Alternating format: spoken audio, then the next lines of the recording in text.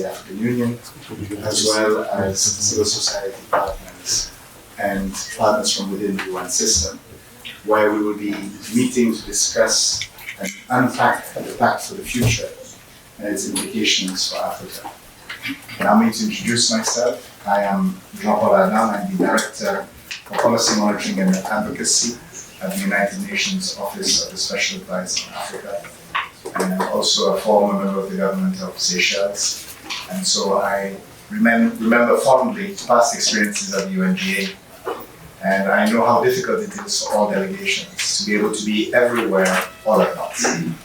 And we appreciate the understanding of everyone that we will have different speakers who may be arriving at different times, including Commissioner Bankole, who will be joining us a little bit later, as well as some of the other speakers. And this has meant we may need to slightly adjust our program, but we appreciate immensely everyone's engagement and partnership. We are very pleased to have this event with the Institute for Security Studies, and I'm joined here by Dr. David Johannes, who is representing the Regional Director for East Africa. And welcome, David, and thank you very much for partnering with us for this very timely analysis. And I'm also delighted to have with us His Excellency Mr. Neville Gertz, the Ambassador and Permanent Representative to the United Nations from the Republic of Namibia, and the co-facilitator for the Summit for the Future. And I think before we start, we should first of all give a round of applause and congratulations to Namibia for being a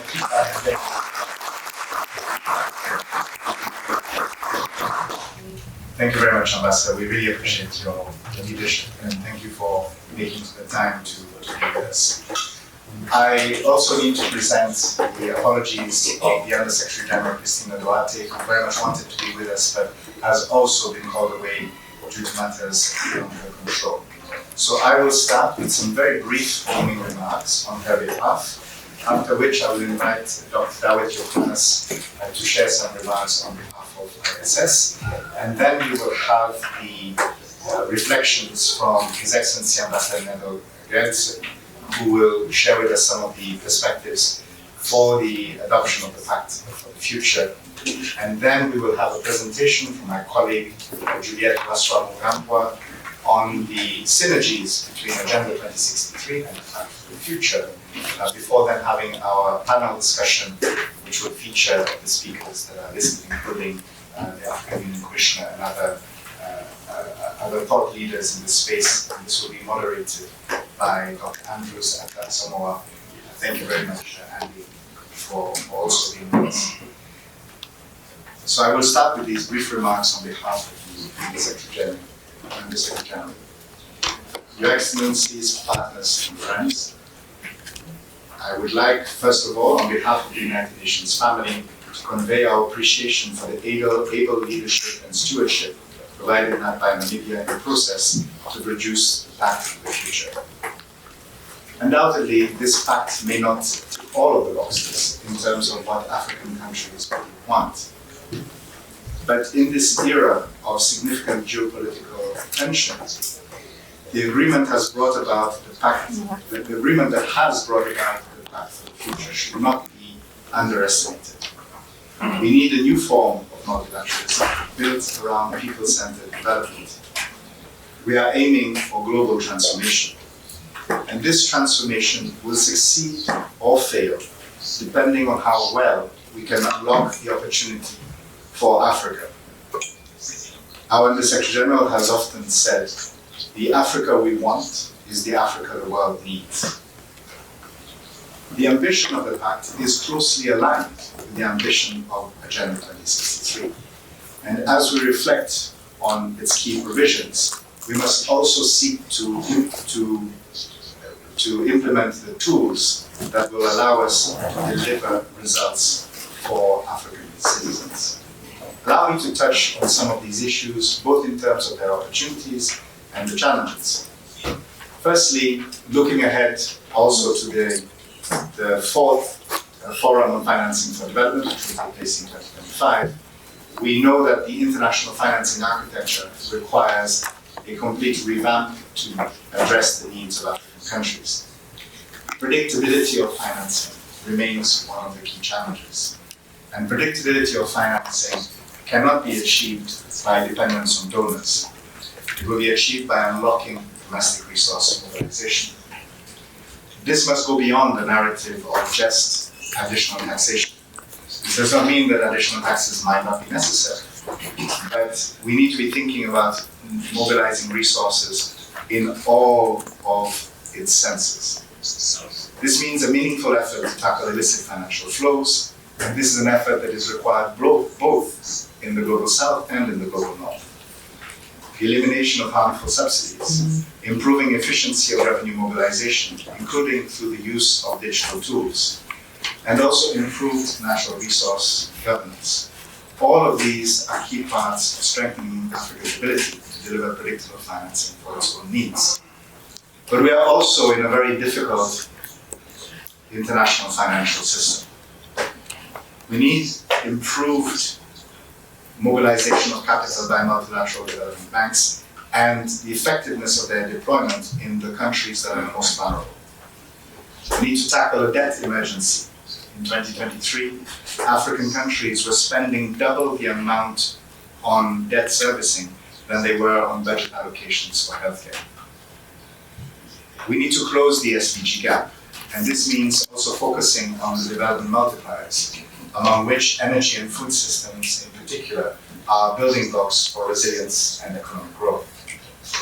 We need to tackle climate change based on the principles of common but differentiated responsibility. Climate change remains an ongoing shock for all our economies. While we can map a beginning and an end of the COVID-19 pandemic and its impact on our economies, climate change is a continuous pressure that is applied on the ability to deliver sustainable development. It is essential, therefore, that climate resilience is seen as a means of unlocking the type of transformative growth that we are looking for. Peace and security is also an area which the Pact for the Future is aiming to tackle. And one of the key issues for African countries is the ability to reinforce the role of the state to deliver development. The absence of the state is most prominent in areas where conflict and fragility is pervasive. This means we need to be able to deliver services even in the most fragile areas. It means ensuring continuity of access to education, to health services, and addressing the root causes of security lapses. The Pact for the Future is also an opportunity to harness Africa's demographic dividend.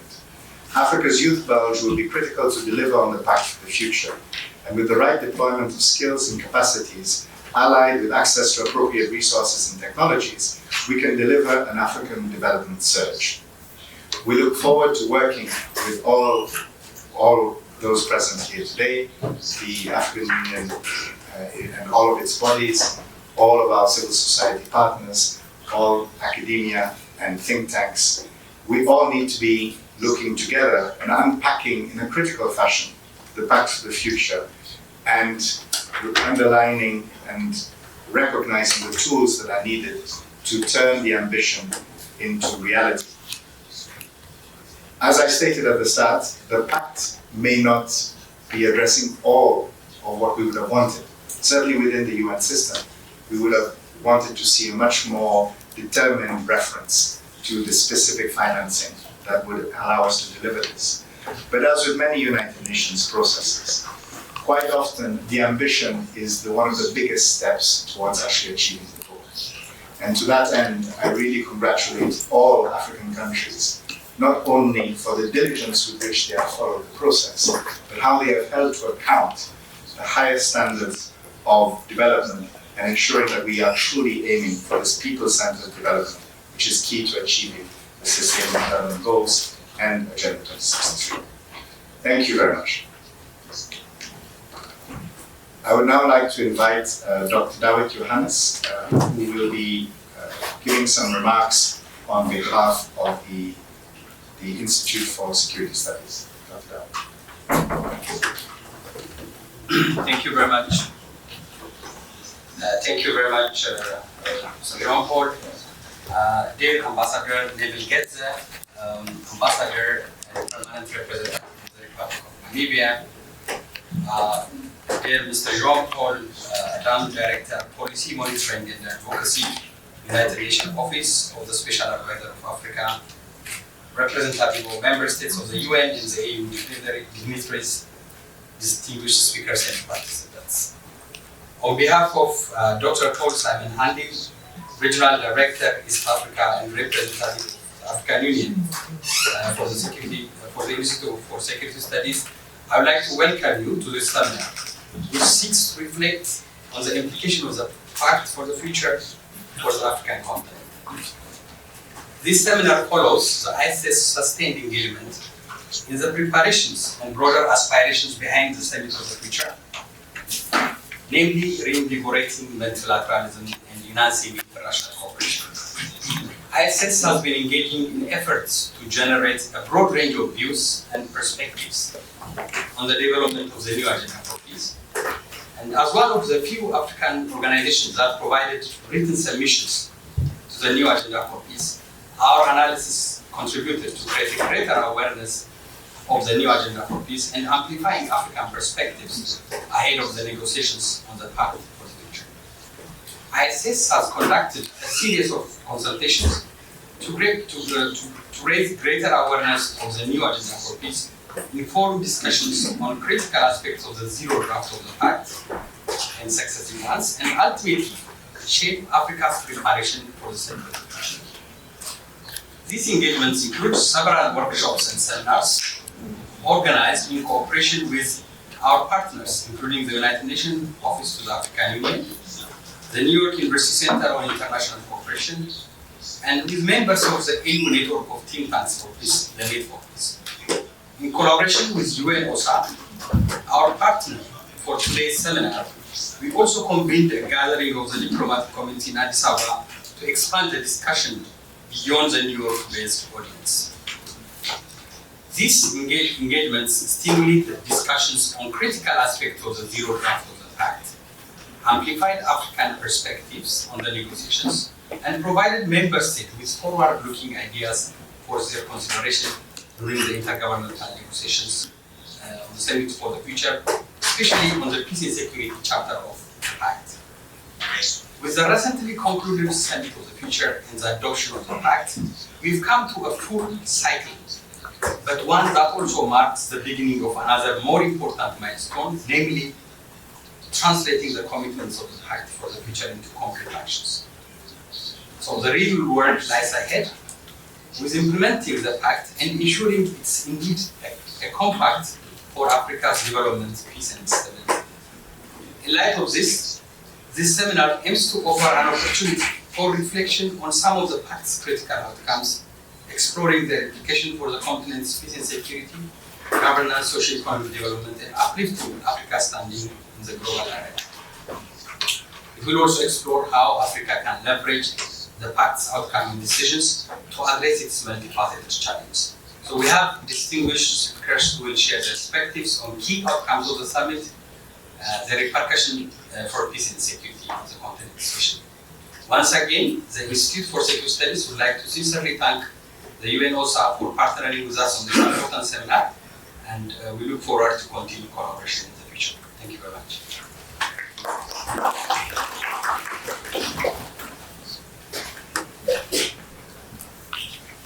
Thank you very much, Dr. Dawit, and thank you for sharing those perspectives and also for accompanying us throughout this process. I'd also like to just acknowledge some of the high-level participants from the UN system who have also joined us. We have the Assistant Secretary General of UNHCR, Mr. Raouf Mazou. Thank you very much for being with us. And we also have Ms. Ugochin Daniels, the Deputy Director General of IOM, who has joined us. And thank you very much for your contributions and partnership. I would now like to invite His Excellency Ambassador Neville Pietze to share his reflections on the decisions and takeaways from the summit and on the Pact of the Future. Ambassador, thank you so much. Paul, thank you very much for hosting this meeting this morning and for giving us this opportunity to reflect on what has just transpired a few days ago. Excellencies, distinguished colleagues, dear friends, a word that is used frequently in the news these days is Gaza, where we are focusing our attention on what is going on with the people of Palestine in Gaza. I'm using Gaza to help you pronounce my last name once and for all. My last name is Herzer, and it is very close to Gaza. So if you rather call me Gaza, that is okay with me. But for a long time I've been called Mr. Neville Gertz here in the UN. I don't know whether it's because the sound is too harsh, but it's my great pleasure to help you pronounce my name from today onwards. We have just concluded a milestone event, and I think we can certainly say that by no means this is no small feat for the United Nations, for the international community to have come together in the manner that we did to produce this historic pact for the future. But I think we must keep in mind and ask the question, what did we set out to do and to achieve when we embarked on this journey? And the 3 or 4 things that we should keep in mind as we now live through the implementation of the Pact is that, first of all, we wanted to restore trust amongst the international community, in particular amongst our leaders.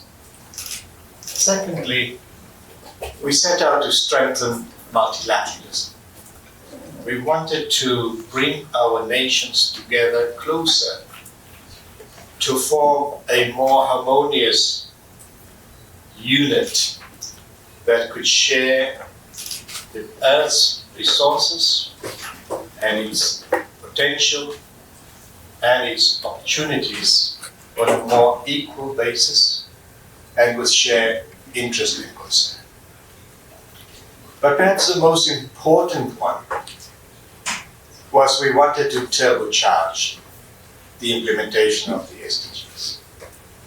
Because it is through strengthened implementation of the Sustainable Development Goals that we will truly make an impact and improving the lives of billions of people around our globe.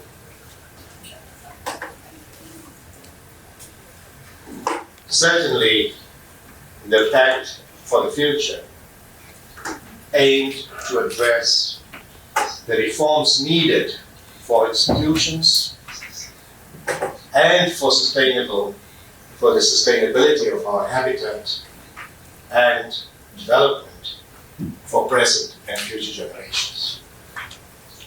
Our leaders have now achieved a significant milestone by adopting 3 critical agreements designed to safeguard the well-being of future generations, following a series of complex and challenging negotiations. Though not without flaws, the Pact for the Future, the Global Digital Compact, and the Declaration on Future Generations lay a vital foundation for action. These agreements serve as an initial step, setting a baseline rather than a limit for the heightened cooperation urgently required in today's volatile world.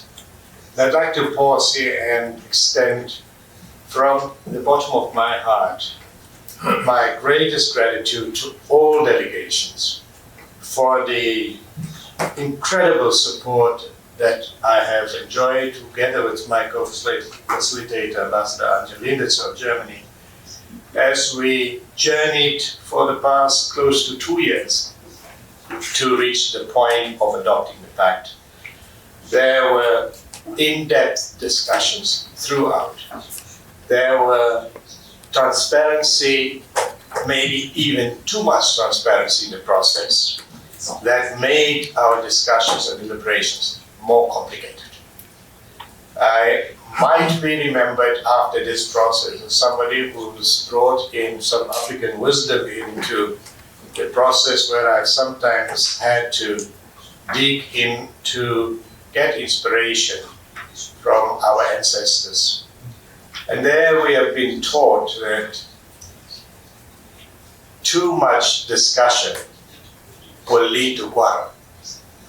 And this had almost reached the point where we had opened the discussion way too much, to the point where it almost bordered on the brink of a quarrel. But in the end, sanity and wisdom prevailed, and I believe all the delegations today can celebrate that we have shown that there is still hope in this world for us to come together when it matters. Now, in response to mounting global pressures, member states chose the path of collaboration.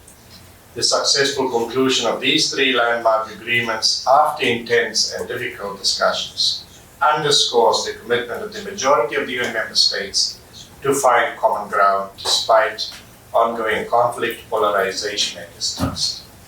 Now that the complex negotiations are behind us, the real impact of the Pact will rest on member states and other key actors to proceed with vigor and ambition to advance the most consequential proposals and reforms. A sustained effort by member states with leadership from both the global south and north will be crucial for success. However, this can only be achieved if broader constituencies such as academia, civil society, the private sector, and individual citizens commit to working together. And I should again thank also the role of all the multi-stakeholder participants in this process. A lot that is in this pact today was influenced by the input that we've received from civil society, youth organizations, and indeed from a whole range of multi-stakeholders. As the United Nations now approaches its 80th anniversary in 2025, we must seize every milestone in the lead up to the official follow-up meeting for the Pact for the Future in 2028. Strange that we just adopted and already starting to talk about the next meeting that will be in 2028, when we will do a reflection on how far have we then moved from today until 2028 in implementing the Pact. This is a big deliverable of the fact that we do have the opportunity in 2028 to already make an assessment of the progress. It is easy to focus on the challenges and shortcomings we face, and they are substantial. But I would urge you to read and reread the Pact for the Future. Every time I look at this document, I find new information there that confirms the relevance and the importance of what we are set out to do. And you will start to appreciate more how important this document is, in particular for us in Africa. And I would like to just, for the next few minutes, touch on the things that I believe are relevant for us as Africa. First, the Pact addresses the need for peaceful, just, and inclusive societies. The outcome that we have sought in this Pact is to strengthen democratic governance, to promote rule of law, human rights protection, and address conflicts. Let's face it, there are a number of African nations still facing governance issues, political instability, and ongoing conflicts. This Pact emphasizes fostering peace, security, and justice, which are crucial for Africa's development. Efforts to combat corruption, improve judicial systems, and empower communities are key to stabilizing the region and ensuring equitable development. The Pact is also strong on climate action and sustainability, where we have sought to address the climate crisis, protect biodiversity, transitioning to sustainable energy, and ensuring environmental resilience.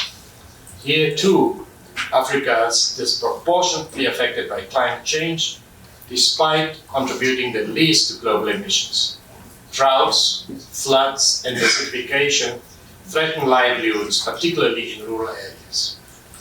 The action covered in the Pact focus on sustainability that aligns with Africa's need for climate adaptation, environmental protection, and renewable energy investment.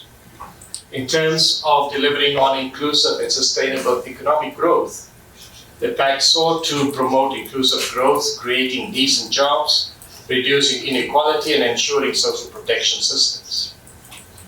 As you know, Africa struggles with high unemployment, particularly among youth, and significant economic inequality. This action is critical for advancing inclusive economic policies that generate jobs, reduce poverty, and build resilient economies. The focus on social protection systems is also essential for vulnerable populations across the continent. The Pact covers digital transformation, where we know the digital divide is a significant issue in Africa, with many rural areas lacking access to reliable internet and digital infrastructure. The chapter in the Pact highlights the importance of technology in driving development and improving access to education, healthcare, and economic opportunities. Expanding digital inclusion can enhance innovation and productivity in Africa's growing economies. We have also sought out in the Pact for global partnership for development. One of the outcomes is strengthening international cooperation, fostering partnerships, increasing development financing, and enhancing multilateralism. Africa's development depends heavily on international cooperation and investment. The chapter focused on building partnership and mobilizing financial resources that is crucial for advancing infrastructure projects, health systems, and educational initiatives. It also emphasizes Africa's role in global governance and decision-making processes, ensuring the continent's voice is heard on the international stage. So, dear friends, each chapter of the Pact for the Future addresses core issues vital to Africa's development. By focusing on peace, sustainability, inclusive growth, digital transformation, and partnerships, the Pact aligns with Africa's priorities, fostering progress toward the 2030 Agenda for Sustainable Development. This holistic approach can empower African nations to overcome structural challenges to unlock our potential for sustainable and inclusive growth. We know that a global summit doesn't change anything on its own, but it does create space for action. What matters now is whether member states and others work with energy and ambition to take forward the most significant proposals and reforms.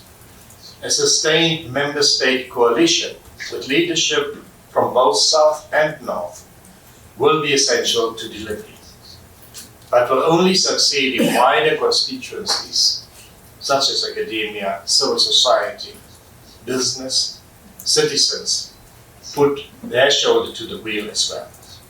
As the UN reaches its 80th anniversary in 2025, we need progress at every milestone ahead of the official follow-up meeting in 2028, starting with the financing for development next year, where we shall continue to build on the outcomes of the Pact and further strengthen where we may still feel we have fallen short.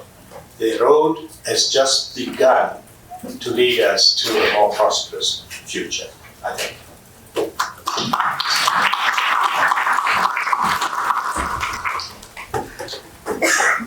Thank you. Thank you very much, Ambassador Hertze.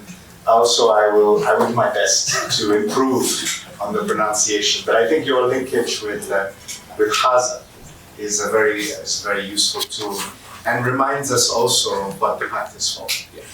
And thank you so much for having given us such a detailed review of those areas. And once again, I salute the common work that has been done, including supported by a number of African ambassadors. And I recognize in the room in particular ambassadors of Eritrea, South Africa, and a few others. And thank you so much for the fantastic work, all of the speakers that have contributed to this short opening.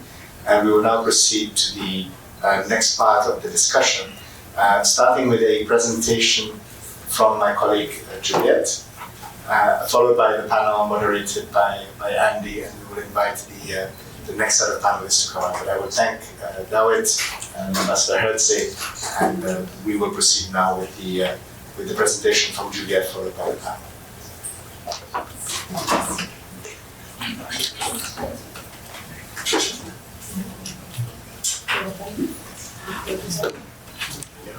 Yeah. Because beginning of this year, the African Union member states adopted the second 10-year implementation plan. And this 10-year implementation plan for the second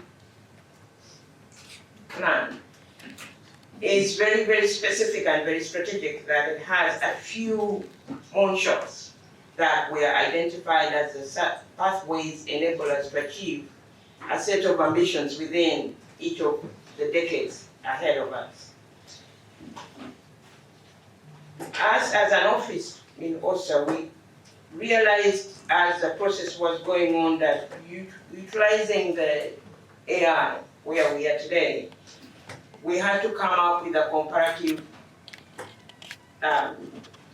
presentation to unpack both the Pact for the Future as well as the second year implementation plan of Agenda 2063. And we called that exercise a shared vision for the future, Africa's Agenda 2063 and the Pact for the Future. We looked at the interconnectedness of the two frameworks, which, as already Ambassador has alluded, had a lot of interlinkages that intersect between the Agenda 2063 and the Pact for the Future. I'll highlight a few of the intersections that we were able to identify utilizing artificial intelligence technology today. First, it was the connection between the two, the intersection of poverty, eradication, and sustainable development. Both agendas envision a prosperous Africa with a high standard of living in both Agenda 2063 as well as the Pact for the Future. Climate change and environmental stewardship was the second intersection that we identified. And number 3 was financing for development, which we are all, both agendas recognize that financial resources are essential for achieving transformative change and emphasize the innovative financing mechanisms. The fourth intersection that we identified was on gender equality and women's empowerment. Agenda 2063 envisions a full gender parity in all spheres of life, while the Pact for the Future calls for bold actions to dismantle barriers of gender equality and ensure women's full participation in all aspects of life. Youth and empowerment was another intersection that we identified, where both frameworks recognize the potential of the youth as agents for change and emphasize the importance of investing in education skills development and economic empowerment for the youth on the continent. Better still, as the Ambassador alluded to already, is the peace and security that was another intersection in the two frameworks, both Agenda 2030 and Agenda 2030. The AI exercise we undertook in the office also, we looked at the synergies between the two agendas.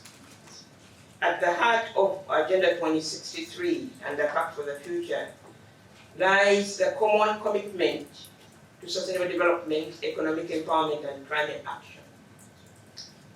These agendas converge in their goal to create an inclusive and prosperous future through sustainable practices and a robust international cooperation. On social inclusion, both frameworks highlight the importance of ensuring that all individuals, including the marginalized groups, benefit from development and economic growth. They stress the importance of strategic partnerships, as already Ambassador has indicated. This will be crucial to be able to implement the Pact for the Future, but in particular for Africa, the second year implementation plan that is already articulated by the member states.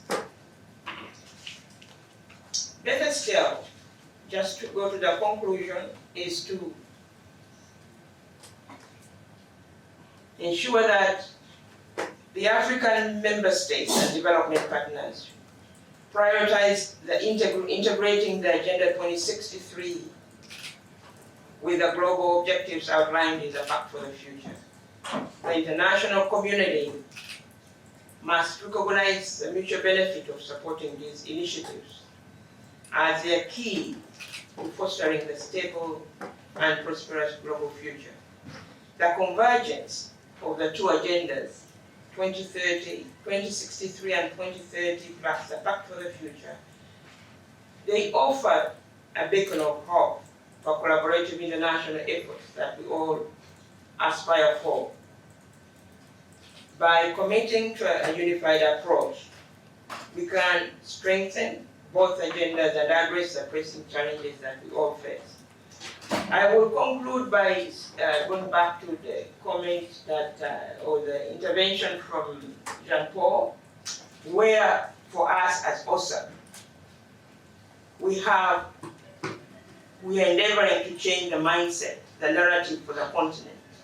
And to be able to change that narrative, we have coined a campaign that speaks about the Africa we want is the Africa the world needs. And to move this campaign forward, we all perhaps must begin to have that mindset in our interventions every day. The Africa we want is the Africa the world needs. Why so? It's because Africa has the potential. And Africa now is at the table as per the feedback we have received from the ambassador of Namibia, that Africa played an incredible role to get where we are today. And we must all be proud and keep that pride and the momentum moving forward when we embark on the implementation of both Agenda 2063 aspirations that are infused within the Pact for the Future. Thank you very much.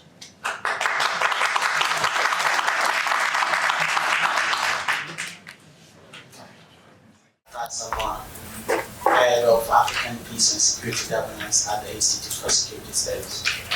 And I have the privilege of chairing this second session, which will be focusing on unpacking the implications of the Pact and in various dimensions, focusing more on chapters 2 and 5. By way of introducing the subject, I would like to first express the appreciation of the Institute for the partnership with the UN Office of the Special Advisor for this convening together. As we all know, as Ambassador has indicated during his interventions, the adoption of the Pact he described as a milestone event. And this can be established if you look at not just the timing, but also the context of the Pact, the individual commitments that the Pact secured, the debates that surrounded its negotiations, and several things. But after all is said and done, the adoption of the Pact has offered two major takeaways from where I sit. And I think the ambassador looked at it briefly as what was the overarching objectives. The first from where I sit is that the adoption of the Pact represents a major appreciation of the fact that despite efforts at various levels the world is humble enough to accept that all those efforts are inadequate in the face of the prevailing threats that the world is confronted with. And so we will need to reposition our infrastructure if we are going to be prepared for what is to come tomorrow. The second takeaway from where I sit is that from the 56 action points, it's clear that despite the first appreciation, we are still collectively, collectively believe in the fact that multilateralism has the framework and the answers to the questions that we are asking ourselves, which I believe it's very important. But as we all know, this is not the first time we've had good intentions. We've had several good intentions in the past. And so the first panel increasingly emphasized the fact that implementation, resting on all stakeholders and various actors, will make the difference going forward. But that also depends on how we unpack the Pact and how we make the Pact relevant to the context, particularly of Africa, that we all are engaged with. And so this session will really be looking at how are we unpacking the Pact and what does it mean in terms of implication for the continent of Africa. And so I have a couple of distinguished people who will be speaking and some requests from the floor, which I will grant. Ambassador Wankwele will join us. He's attending another meeting. And so he will join us to speak on the strategic priorities from the perspective of the review of the peace building architecture. And then we will also look at the implication on PSOs by Professor Dekone. And then Dr. Akombe will also address aspects of the pathways when it comes to building and sustaining peace on the African continent. And then we will take some additional inputs on the floor and wrap up. So in order not to waste time, I would like to start with Professor Dekone. He's a research professor at the Norwegian Institute of International Affairs. And his role will be to look at chapters 2 and 5 and approach it from the perspective of PSOs, particularly the future of PSOs on the African continent. So Prof, I would like to turn to you. You will have 5 minutes each to unpack your ideas, and then we can come back during the Q&A. So please, go ahead.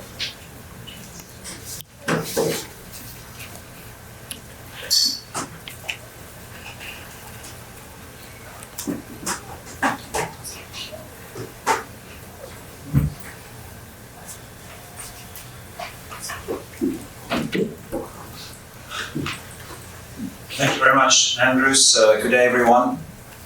I've been asked to say a few words about the implications of the Pact of the Future for African peace support operations, and more specifically, the link between the review of the future of UN peace operations called for in the Pact with African efforts to further consolidate and strengthen African peace support operations, including the upcoming strategic review of the African standby force. I will organize my thoughts along 3 observations. Firstly, the need to shape and refine Africa's own approach to peace support operations, born out of the African context and experience. Secondly, learning from this experience to improve the effectiveness of African peace support operations, including via the review of the African standby force, and strengthening the ability to undertake multidimensional peace support operations. And thirdly, the need to shape Africa's strategic partnerships, including the operationalization of Resolution 2719, without weakening African agency in the process. So first, the need to shape and refine Africa's own approach to peace support operations. The African Union now has more than 20 years of experience with deploying and managing peace support operations, with more than 20 operations undertaken over this period.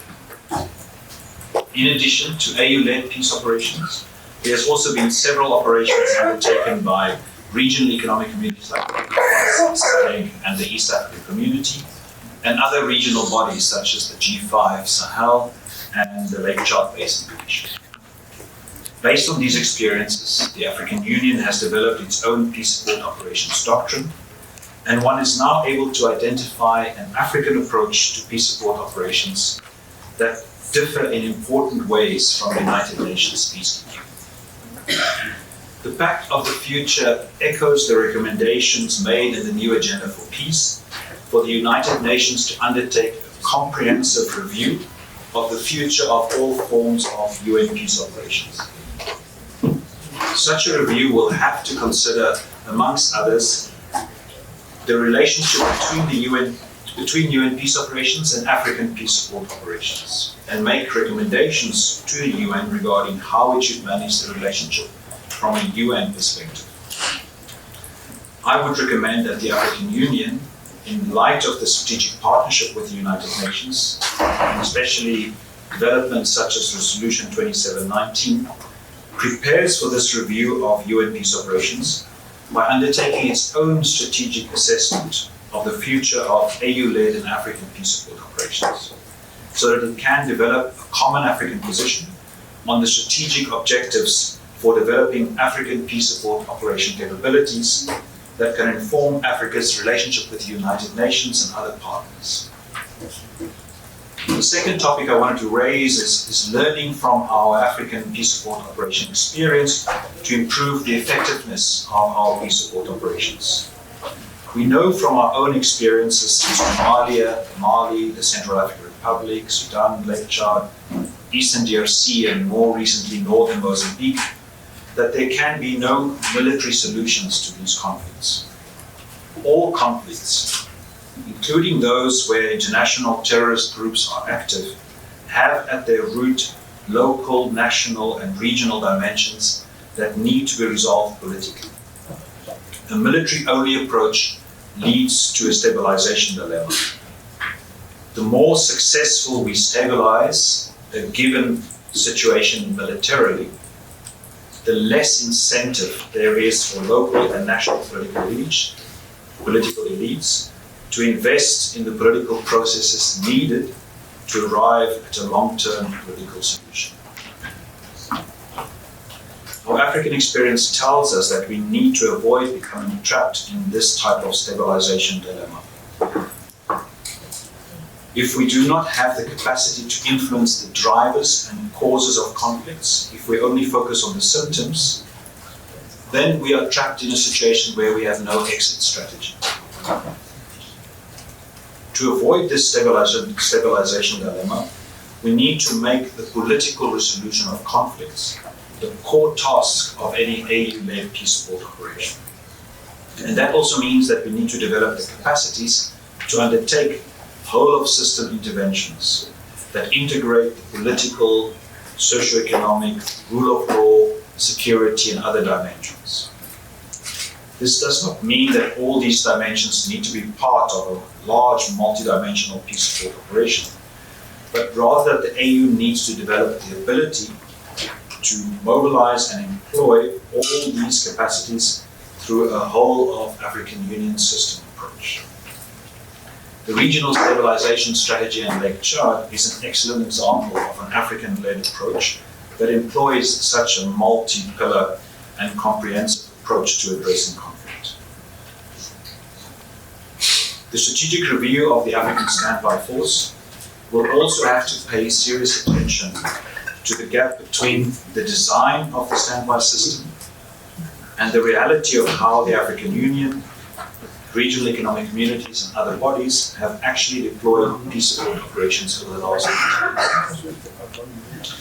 And this brings me to the third point, namely the need to shape Africa's strategic partnerships, including the operationalization of 2719, without weakening African agency in the process. Resolution 2719 was an important milestone for Africa.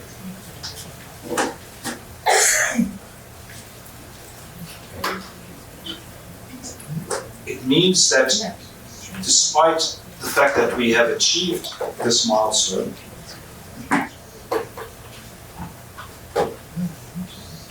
we need to look at further developing and operationalizing the Resolution 2719 in ways that can ensure that when the African Union receives a request from the United Nations,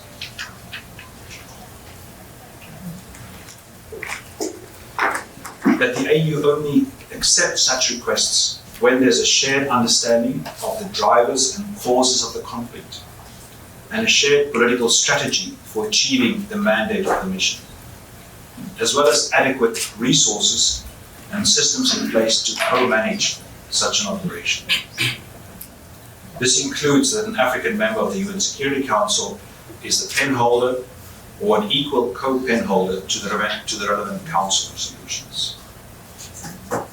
It is important, however, to remind ourselves that no amount of funding is a solution in and of itself. Successfully managing or resolving a conflict is always a political project, and a peace support operation can only be effective when it is supporting a larger political effort. Thank you very much, Prof. And I'm taking notes of all the things that you've mentioned. The fact that you mentioned that the AU's approach to implementing PSOs has some differences with the UN's approach.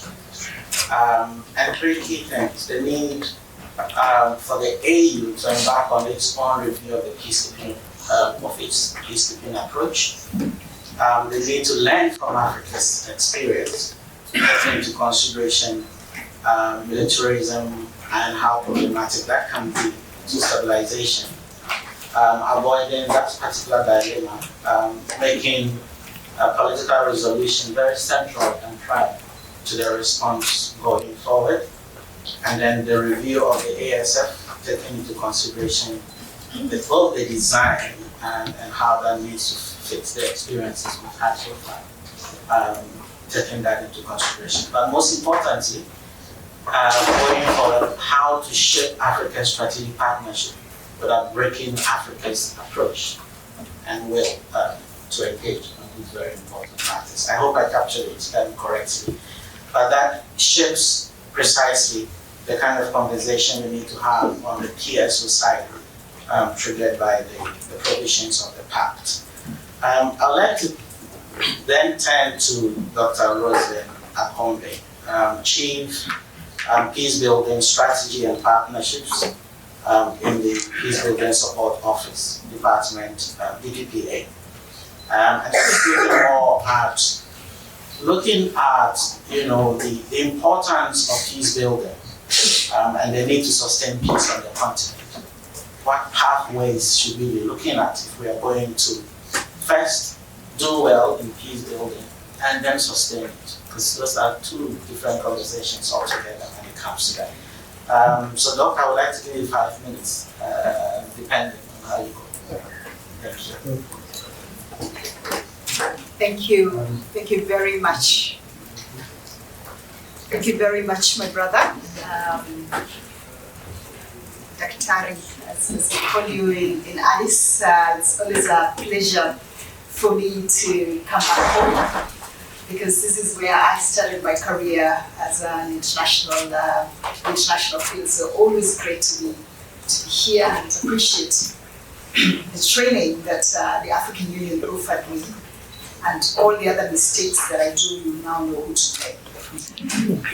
And I really just want to build on some of the points that the Professor already made, because he did underscore that focusing on on peacekeeping and peace operations without addressing the root causes and the drivers of conflict becomes a challenge. And may I please bring the apologies of our Assistant Secretary General Elizabeth Speha, who would have really wished to be here today, but was called this morning to attend a meeting that wasn't within her capacity to say no when the boss asks him to go.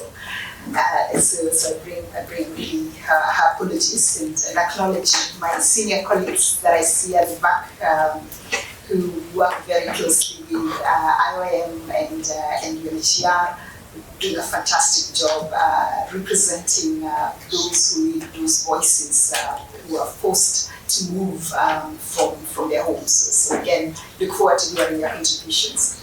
So we will focus from the Peace Building Support Office on 3 areas, really. Just trying to unpack Chapter 2 and Chapter 5 of the Pact of the Future, and looking at how we can then move some of those recommendations forward. And I think we had from remarks that were made from the Ambassador of Namibia, from my brother, from ISS, Daktari there, the points that he made and others who contributed so far. So in our view, we believe very strongly that the Pact, as the Secretary General, when we use the Secretary General's words, at the opening of the Summit of the Future, the Pact really was about bringing multilateralism back from the brink.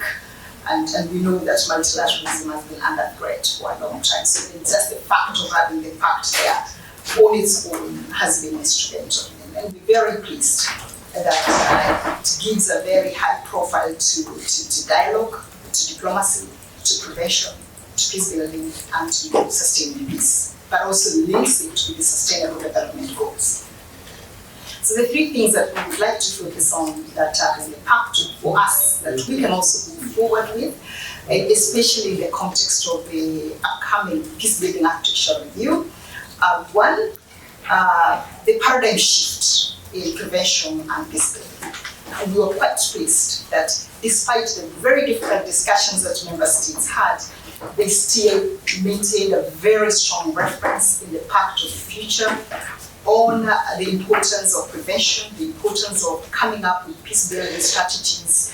Because if you don't have a plan on how you address your root causes of conflict, then you cannot finance it, then you cannot implement it. So that language there, especially the emphasis on national leadership, the emphasis of national ownership is really important.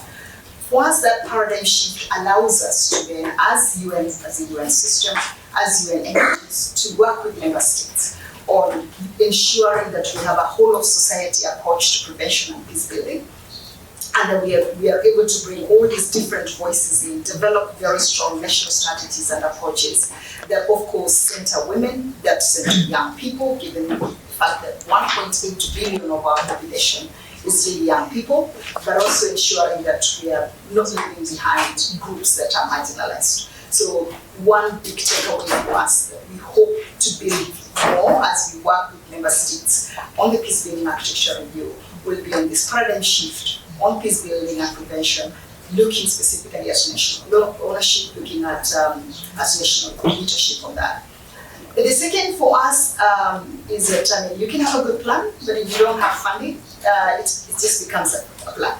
And so the very strong message we saw in the Pact of the Future for us is something that we want to move forward with in the peace building architecture review.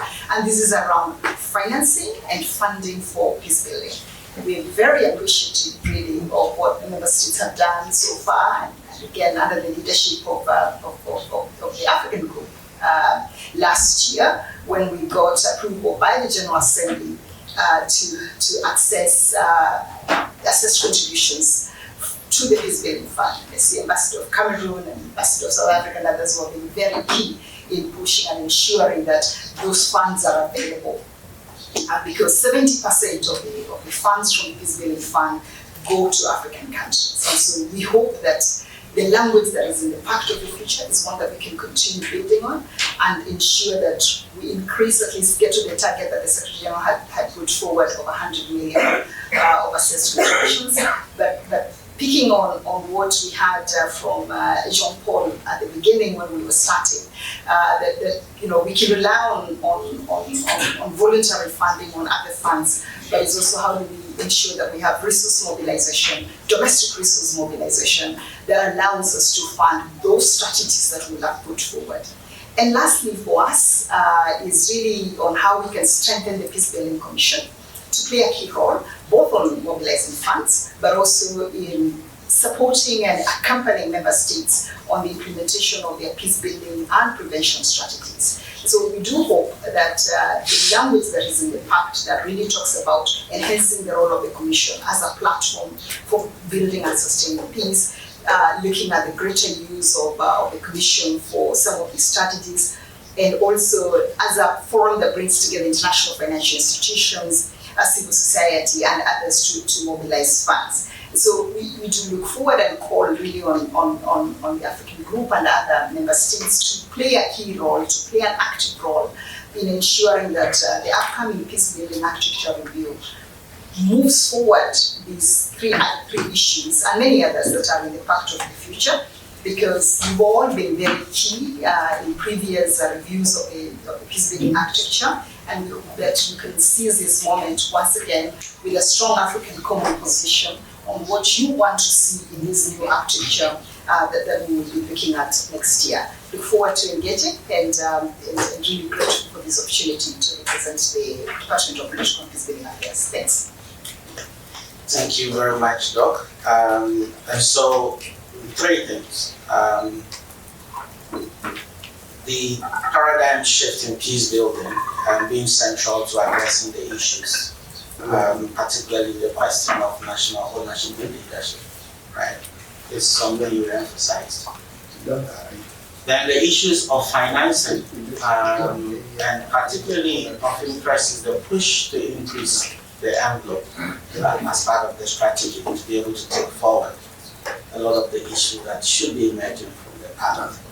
And most importantly, strengthening the commission itself, because you need a laser-sharp implementing agency to be able to do what needs to be done. And so I would like to really appreciate you for those very important points. The commissioner's timing on that side has stretched a bit, and so we will play by ear. Whenever he comes in, we will give him the floor to be able to speak to the issues. But in the meantime, the conversation will continue. And there are two very important requests that I would like to bring on to make interventions as part of this panel, while we wait for the commissioner to come. So the first person I would like to call is Raouf Mazu. I hope I got the name right. Assistant High Commissioner for Operations, UNHCR. Please, you have the floor. If you could keep your interventions brief, we would really appreciate that. Thank you very much. Thank you very much, and would like to really express appreciation to OSAA, to ISS for this event and for having associated us to this very important conversation. We also want to underline the close partnership that we have with the African Union and its member states. I think we're all aware of the fact that forced displacement is one of the most serious global challenges that the world is currently experiencing. We have about 120 million displaced around the world, forcibly displaced around the world, refugees and internally displaced persons, and about 46 million of them are on the African continent, and that makes a little bit more than 40%. Now talking about refugees and the Pact.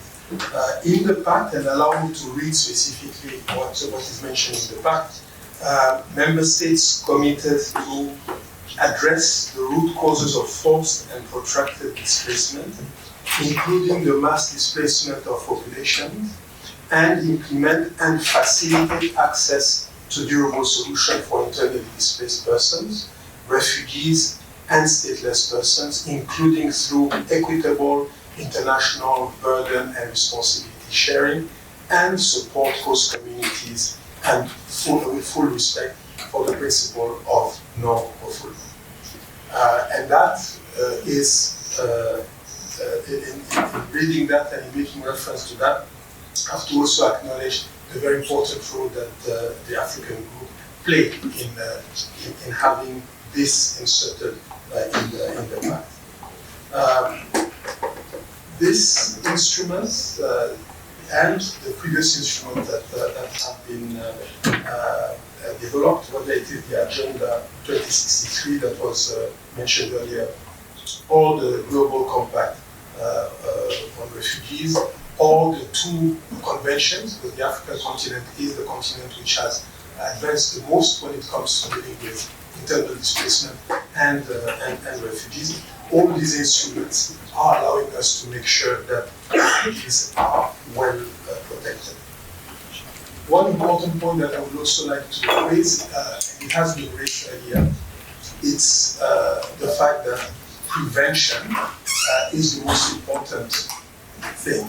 We talk about forced displacement. What we would want is more efforts on prevention and more efforts on conflict resolution to make sure that we find solutions to the situation of displacement. And the Pact makes clear reference to the importance of enhancing prevention. Allow me to also make reference to one crisis, which is the one that is occupying the most the attention of the world right now. It's the crisis in Sudan.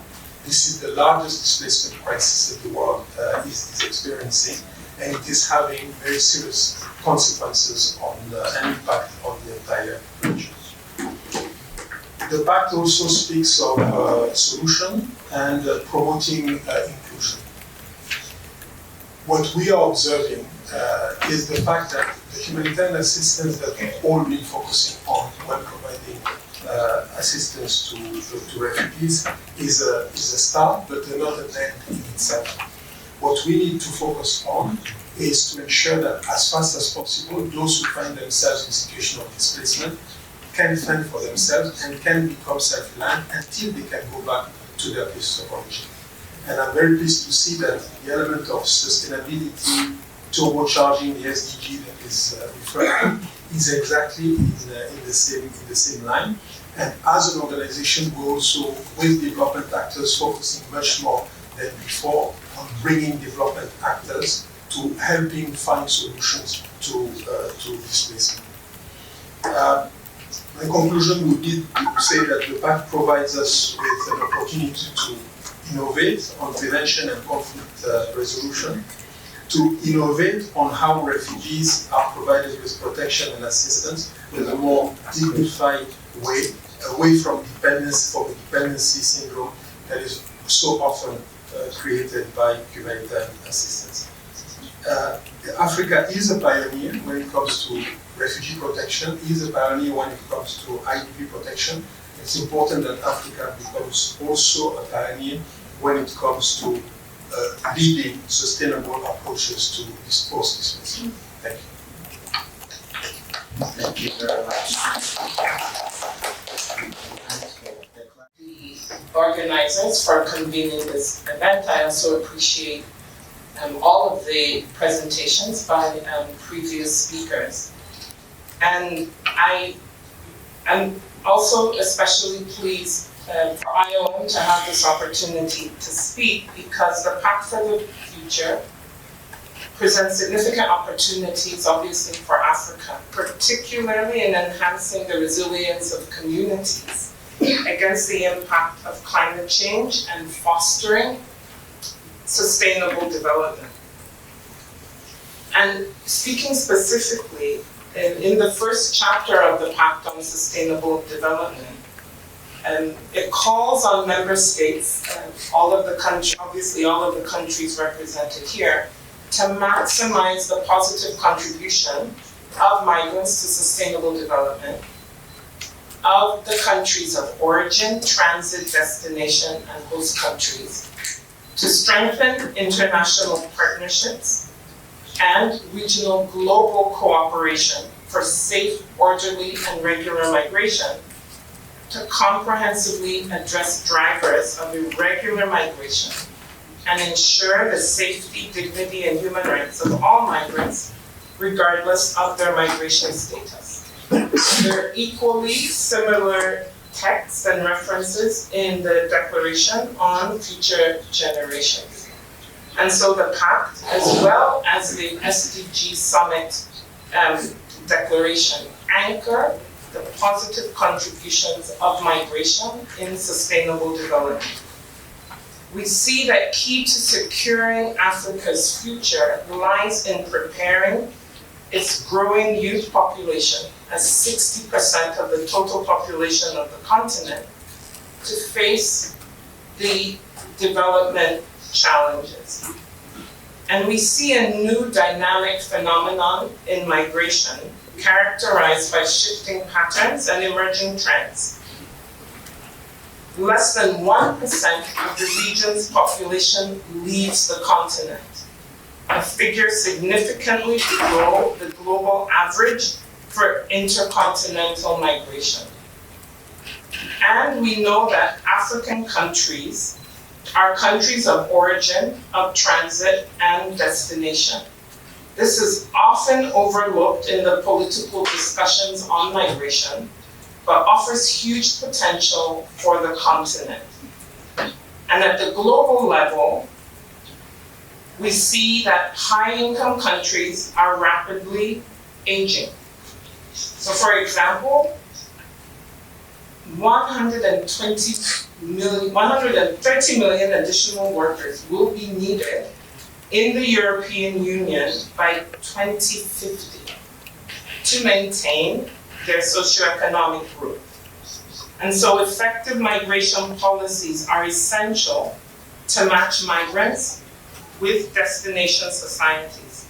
And we're encouraged by the recent trend of labor agreements between African countries and countries of the European Union.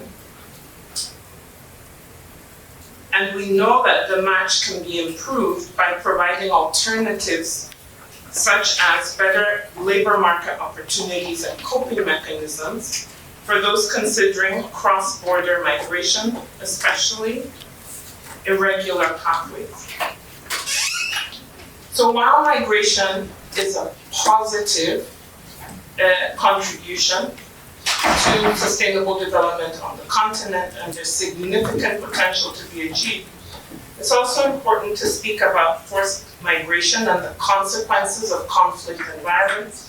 And previous speakers have already referenced displacement, have referenced the prevention agenda, and of course the largest displacement crisis ongoing right now in Sudan.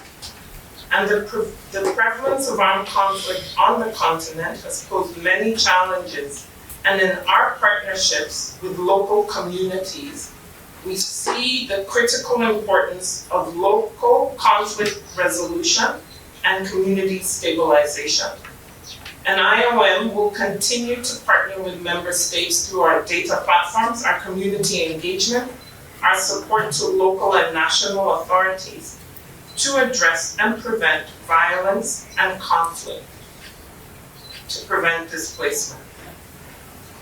So finally, as the coordinator of the UN Network on Migration, we support member states in implementing the Global Compact on Migration in complementarity with the Global Compact on Refugees. I have to say that with UNHCR sitting right next to me. With comprehensive strategies, including climate adaptation and disaster risk reduction, and we facilitate regional dialogues to promote safe and regular pathways.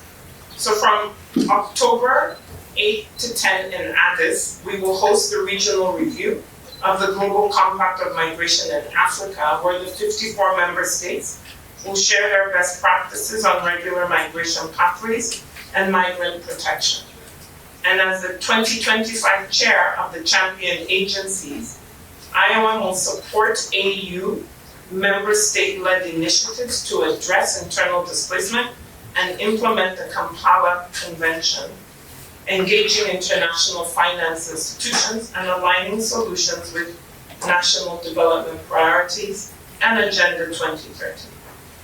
So together, let's embrace the opportunities and challenges ahead, ensuring a better future for all. And I know at the beginning, the first speaker left us with the statement that the Africa we want is the Africa that the world needs, and I was discussing with my brother next to me. And I say this not just in my official capacity, but also as an African sister. The Africa that we want is the Africa that we need as Africans. And those solutions that we work towards are also the Africa that the world needs. Thank you.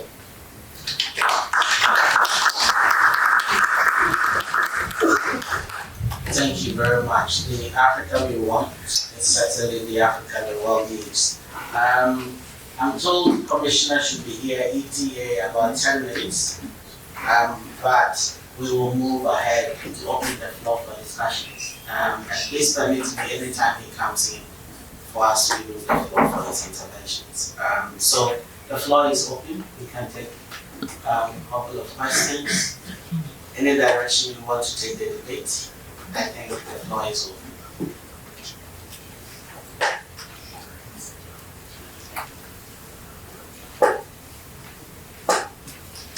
Yes, please.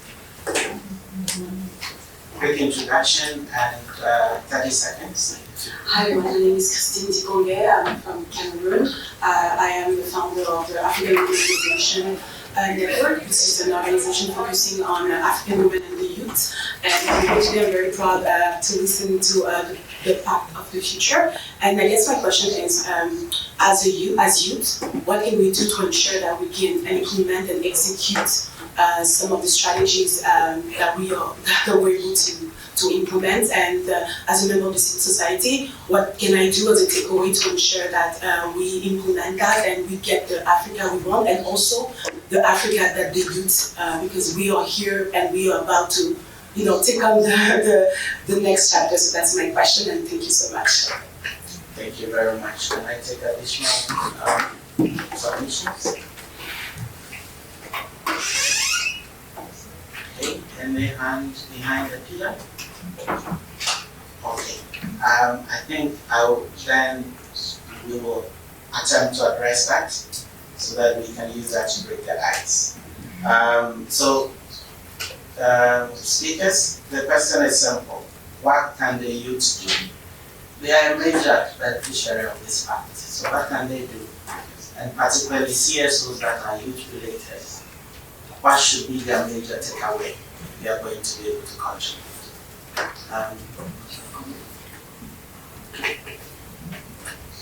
Thank you very much. And I of course speak as a dinosaur. So I cannot pretend to be speaking for the youth because my daughter will not allow me to do that. But I happen to lead a team that works on youth peace and security. And so, we believe very strongly, at least within the UN, that the Pact of the Future belongs to you, because it's a future that you will be there. Certainly dinosaurs like me won't be there, but it is really your pact to pick up and move forward with. And as others have said, 60% of the population in Africa is young people. So we cannot even be talking about including young people. It is really, the right word is really centering young people, because you cannot be including the majority. They are the majority. So, we the dinosaurs are the ones who need to be included. So, but I just want to say, I think you have a key role to play. Your voice, the advocacy that you continue playing is really important. We wouldn't be anywhere on climate change, for instance, if it wasn't for the advocacy of young people. So please take the pact, unpack it, sell it, put as reminders of the obligations that we have made. Put some fire under our feet and remind us that we have a responsibility to implement the commitments that we have made there. So that advocacy role is really important. And from a civil society perspective, just to say, we will be convening a conversation from the 12th and 13th December here in New York with civil society organizations across that are focusing on peace building. And we invite you to come join us, keep reminding us of what our responsibilities are to do. Keep reminding the member states, of course you see Ambassador of Cameroon close to you, remind them of the commitments that they have made to be able to really, because that's the role, the accountability role that civil society and young people have. And thank you so much for contributing to the discussion. Maybe before Prof comes in, I wanted to, play the devil's advocate. There are a number of points that you made profoundly, but I thought you could help us by, unpacking them a bit. And I would like to start with Prof.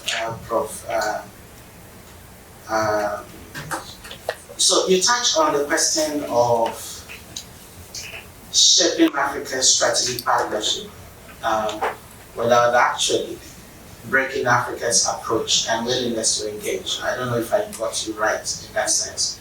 But in a much more practical way, linking that conversation to 2719 and afterwards, what would you say in practical terms Africa should take away from that particular dimension? Then the second one, it's also around Dr. Kondo, the funding question. We touched on the possibility or the consideration of increasing the envelope. In Africa, I think one of the biggest challenges has always been about how do you translate will into actual implementation and overcome the lasting situation of funds not being available enough to match the will. But beyond that, how are you translating that into actual, how are you looking at it programmatically? Should we expect any new interventions coming through from that end? And then also, your thoughts about how Africa can shape its leadership of the implementation of the Pact. Because I can assure you, without any structured leadership to take this forward, chances are it will die with the tide.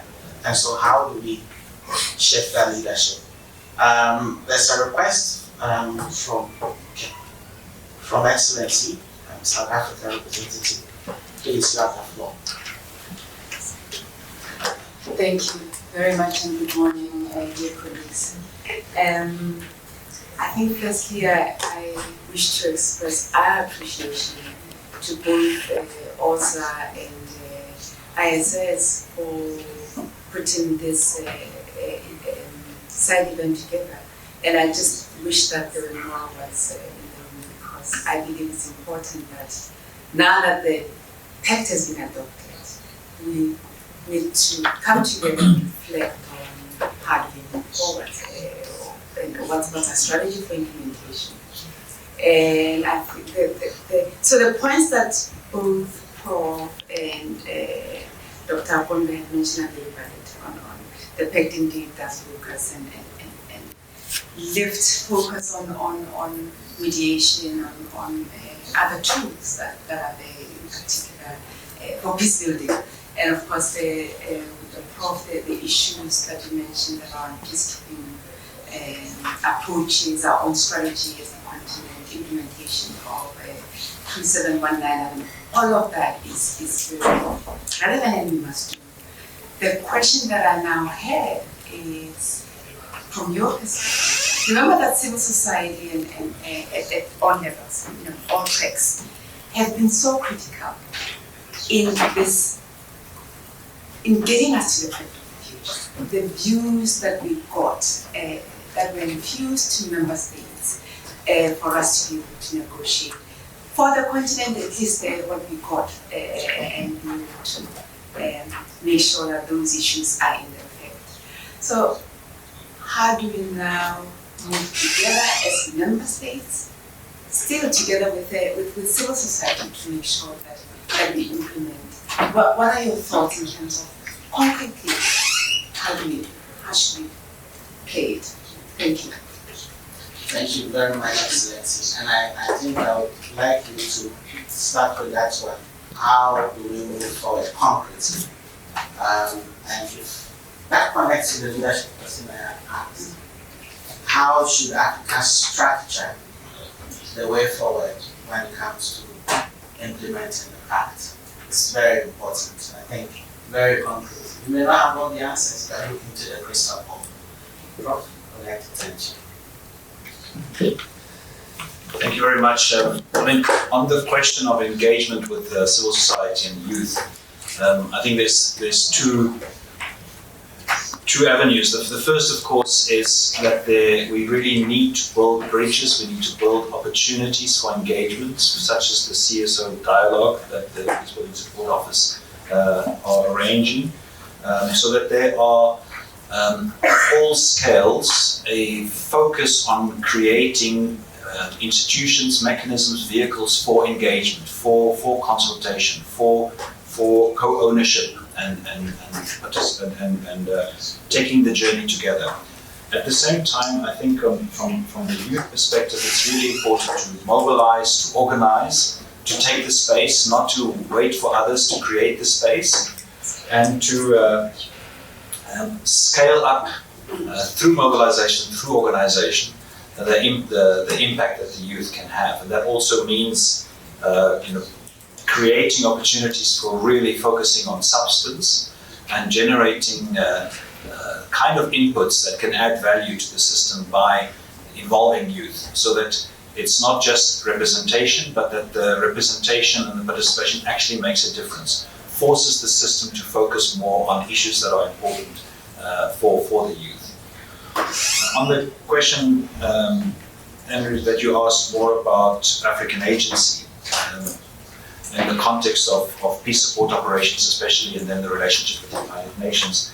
For me, there's three things that we need to take into account. First of all, decision making. There's a high risk that when we have AU-led operations financed by the United Nations through assessed contributions, that implies a role for the Security Council and for pen holders in the Security Council that can have very big influence on the size, the scope, the length, various aspects of peace operations. So finding a way to managing that relationship in a way that Africa still protects its agency, I think is critical. And that also, I think, it speaks very much to the points I made about the importance of the political focus of peace operations. So if we should guard against Africa just focusing on the enabling and supportive approaches to peace operations, and to make sure that we retain our agency when it comes to the political solution of peace operations. So I think in this sense, it's very important to also make sure that all the oxygen in the room is not just talking about 2719 and about financing, but that the real focus must remain on the political focus. And also on accepting that UN financing is only one option. I mean, we have various other examples. For instance, the SADC mission in Mozambique that was financed by the SADC member states themselves. So operations that we can fund ourselves should of course be our first priority. Thank you very much, and back to you. Thank you very much. I think I would like to welcome His Excellency the Commissioner, Bankola Diego. Your Excellency, we have a seat here for you.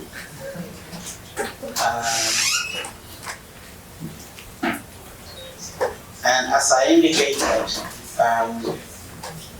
anytime Commissioner came, we were going to give him the floor to share his reflections. So,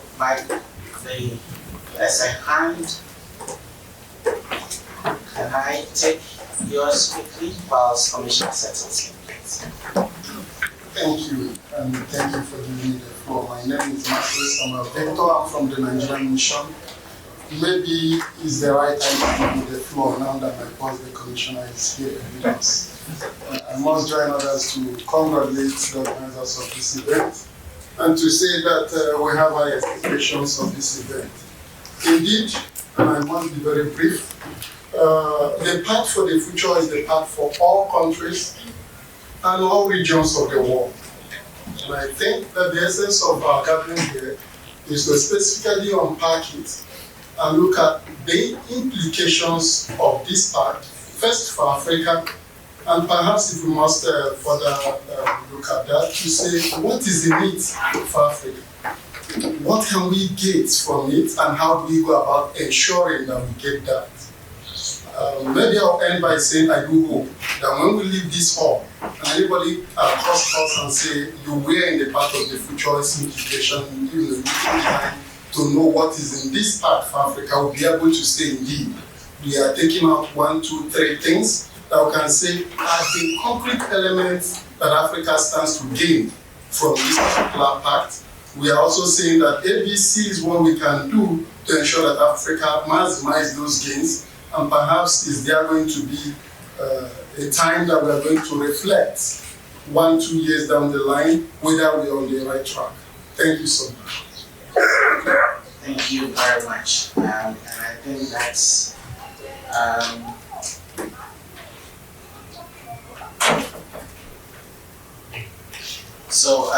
that is a very important question. And I would like to bounce it off to the panelists. Off the top of your mind, what are your key takeaways? I know you've addressed it from very specific thematic perspectives, but as you said, if someone crosses in on the streets, the police officers, and ask what is his major takeaway, what should he tell them? Beyond the two chapters, chapters 2 and 5.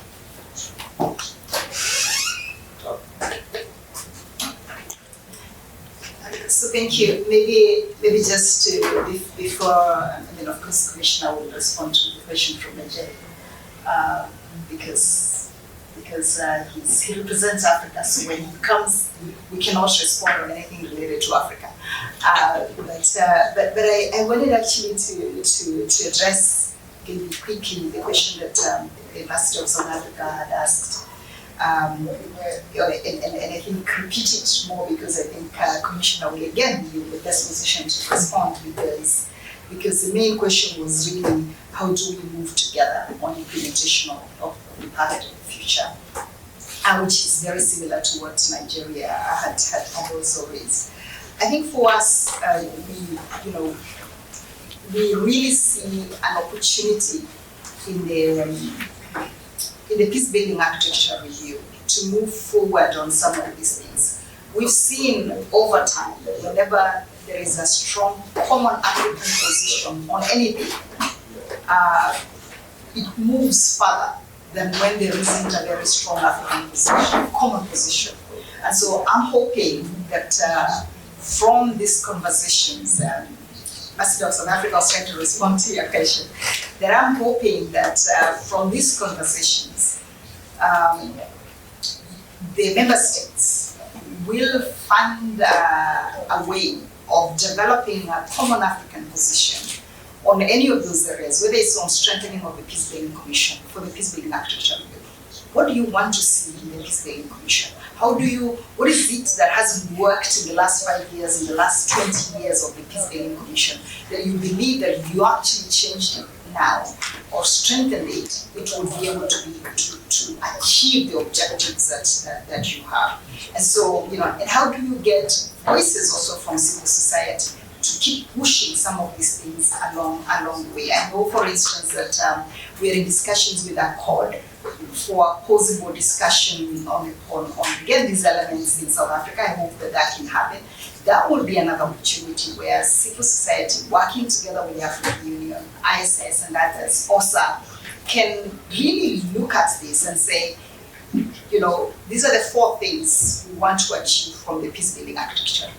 We are moving forward. We have the pact that gives us the political commitment, the Pact of the Future. It gives us the political commitment. But now, this is how we actually want to see this implemented.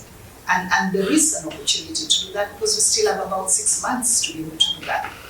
And so the challenge, I think, is still back to us, that we have the content in the Pact of the Future.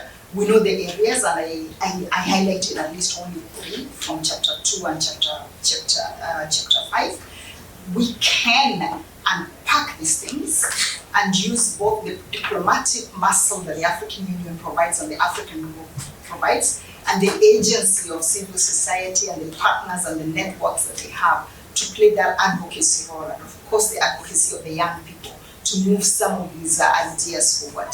I thank you. Thank you very much, Doctor. And so I would like to welcome Ambassador Wankole once again. We have asked Ambassador to look at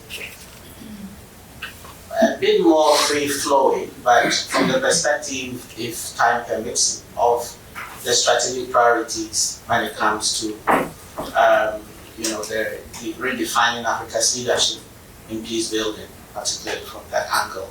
But given his experience and store of understanding, I think it's much more useful if we give him the floor to unpack, the implications of the Pact from any perspective that he deems informed by policy processes in Addis Ababa. Your Excellency, you have the floor.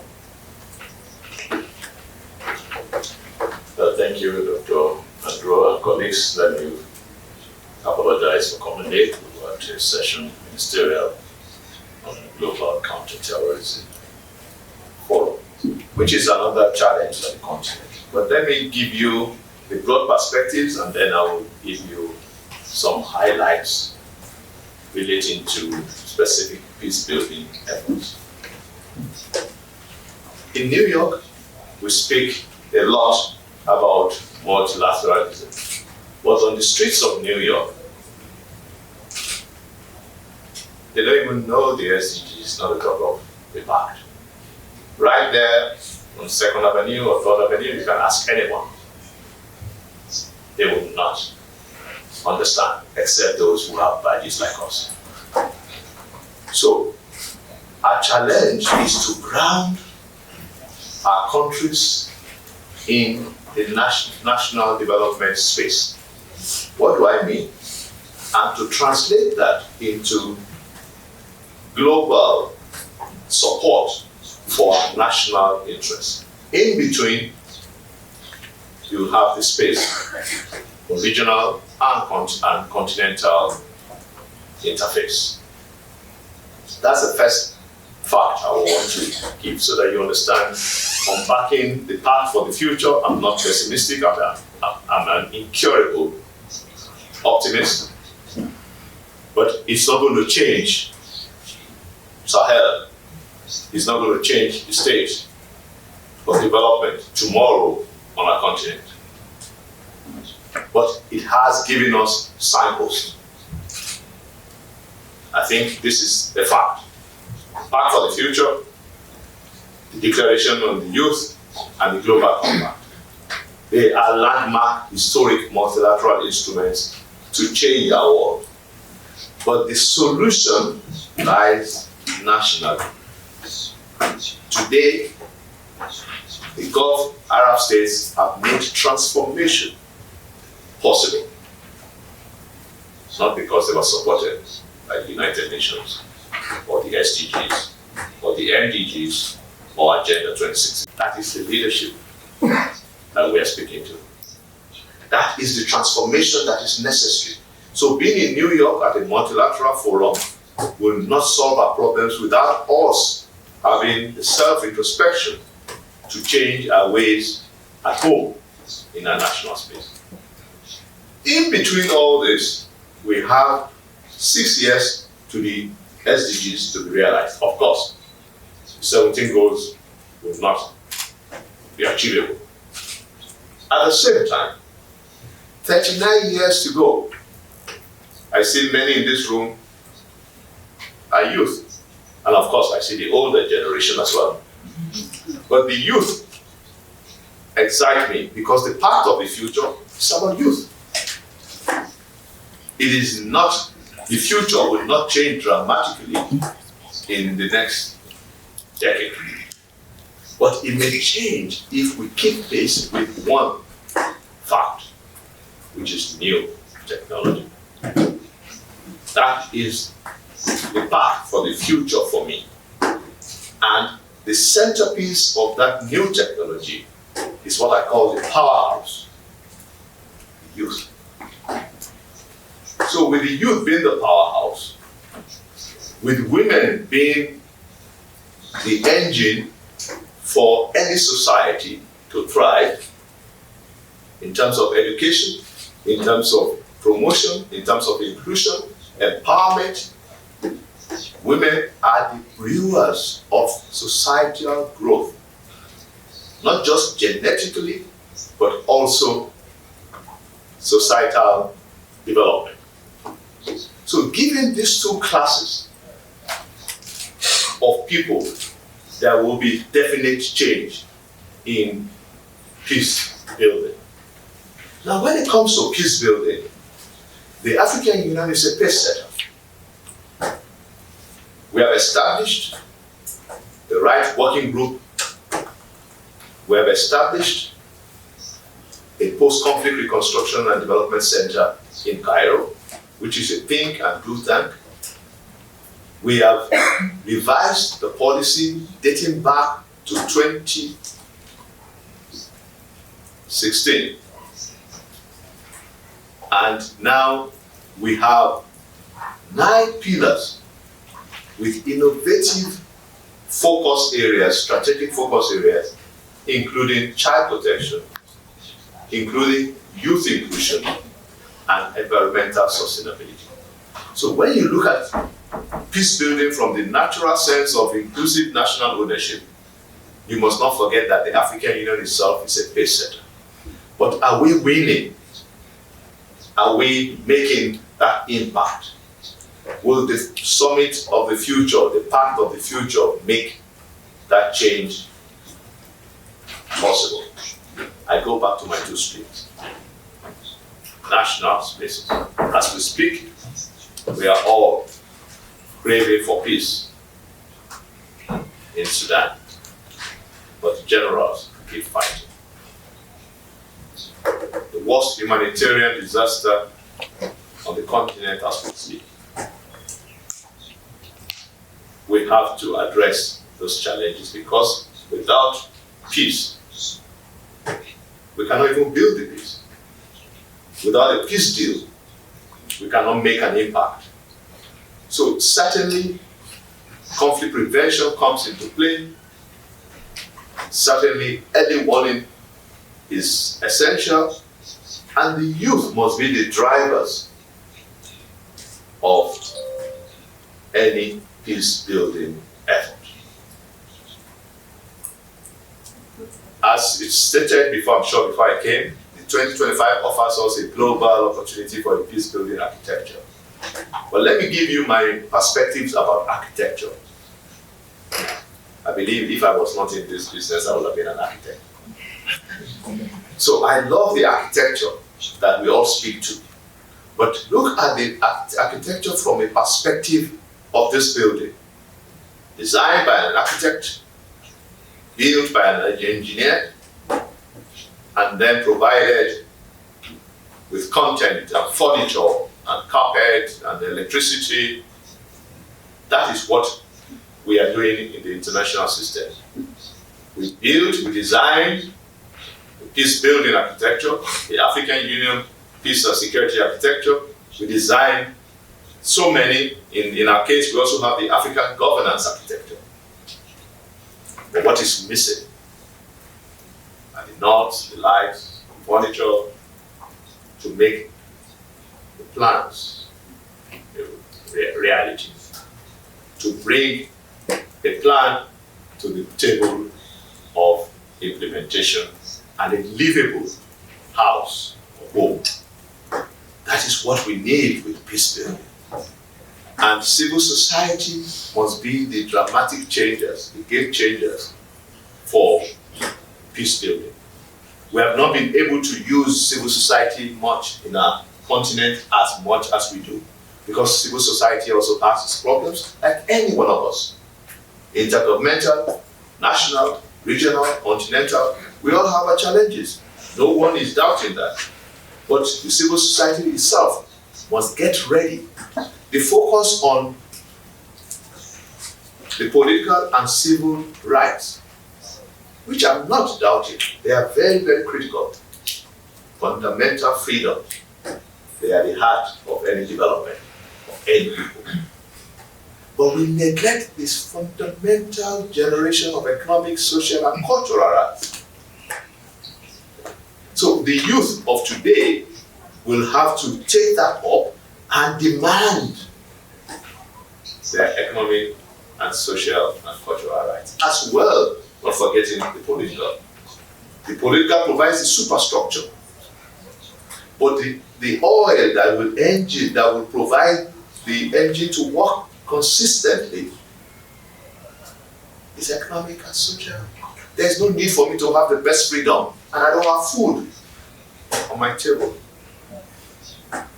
There's no need for me to go to school, have the best degrees, and have no jobs for years. That is what we call youth restiveness. So I really want to assure you that peace building is a doable agenda. It has happened in many cases. We must learn from ourselves. That's why the African Union set up a development agency called NEPA. That's why they set up a review mechanism called the APRM. We have these fundamental institutions to share lessons in development practice and in political governance. But in doing so, we have to ground ourselves and empower the youth.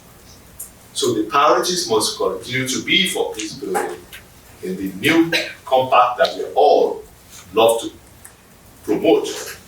Let me end by stating, Dr. Andrew, that our best bet is to domesticate the pact for the future in our respective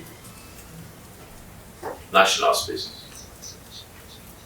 If we domesticate this pact for the future with its declaration on youth and the global compact, digital compact, there will be dramatic change on our space. And the countries that we want to consolidate peace, consolidate democracy, will have the space to thrive. I cannot leave you without speaking about unconstitutional changes of government. It is a critical challenge that we must address robustly along with terrorism and violent extremism. In both cases, unconstitutional changes of government or terrorism, what we must have to, as response, not just for the state institutions, but for the civil society, for women and youth to stand together for a better continent. I am very keen that when we advance and we sustain peace, we must remember the ultimate goal: sustainable development, pro-poor, pro-youth, pro-women, that will make our countries less on crisis and conflict and more driven by development. I really want to thank ISI and OSAA for really putting this together. And once again, let's advance peace on our continent. Let's build peace. Of course, let's sustain it. Let's make peace. We have all the tools. 2 days ago, the Peace and Security Council met in this room at ministerial level. And they told us, Africa, we have the best tools. Let's put them together. Like I said, an architectural design without content is empty. I thank you.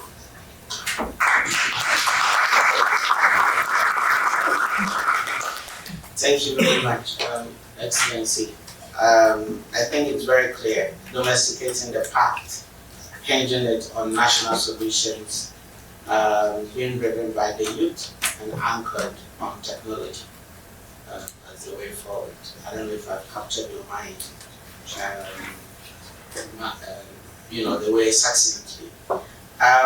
Your Excellencies, we have just about 3 minutes to go, but I guess some of you might be eager to ask the Commissioner some questions. So I would like to open the floor. We will take it together so that you can speak to the spirit of whatever questions you may have on your hands. Please bear with us with the little time we have on our hands. Yes, please. Please keep it brief because in the interest of time. Thank you very much. Thank you for the opportunity, and thank you so much to the organizers for this brilliant event. My question is a very brief one, and it's addressed to the Honorable Commissioner Bankole.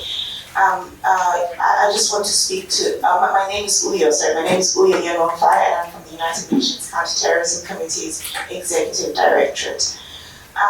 Across the field of counterterrorism, as well as general sort of conflict, one of the challenges that we see across the border, issues relating to maybe exclusion of youth and lack of proper integration of women's issues into national development frameworks.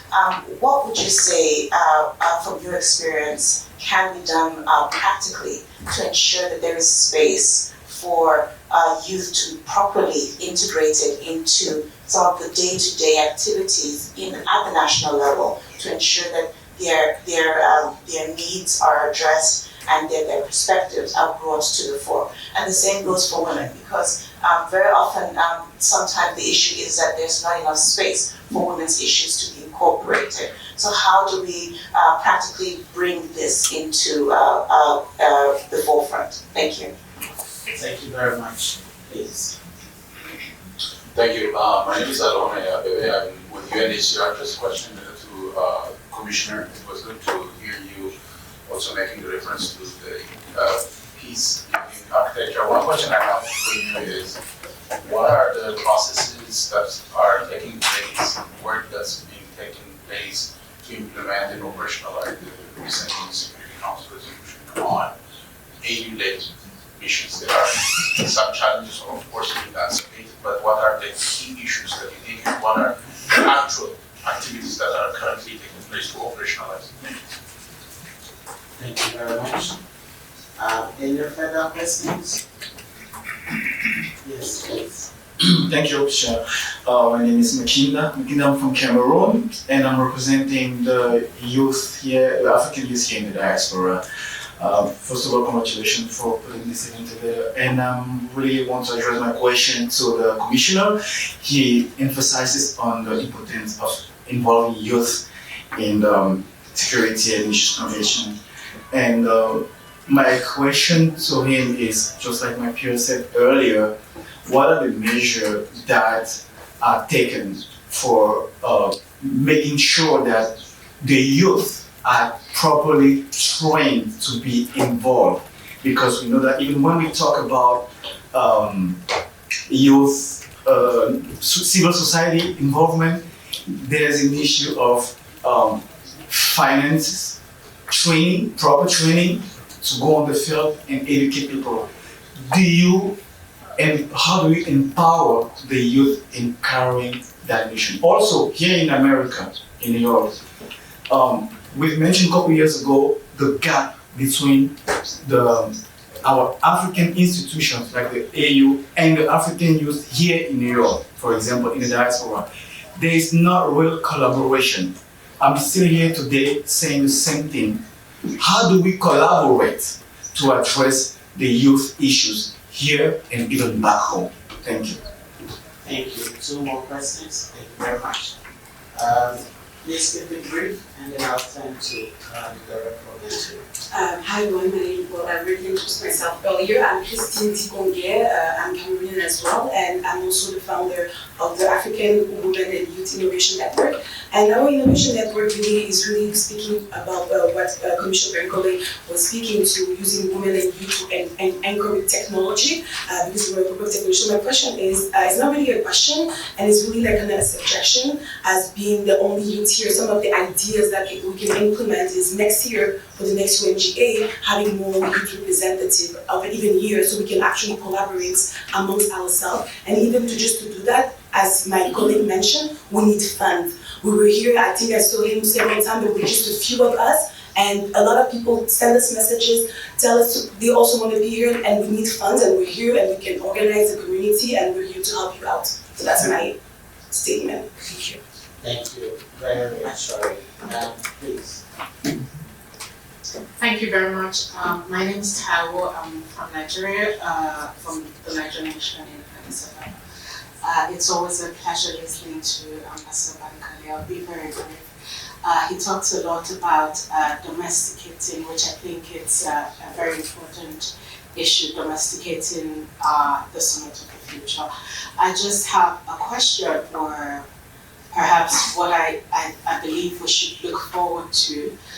Is there something that the African Union will do to, now that we have the Summit of the Future, rather the Pact of the Future, is there something we're looking forward to to domesticate the Pact of the Future in the African Union. I know that it is not an African Union agenda, or it is a global agenda, but then domesticating it in the African Union, especially perhaps the part that involves international peace and security, is an important thing to do, I believe, and then also cascading it down to national levels, I believe would also be an important thing to do. So I'm asking the Commissioner if there is something we should look forward to on the part of the African Union to domesticating the Pact of the Future.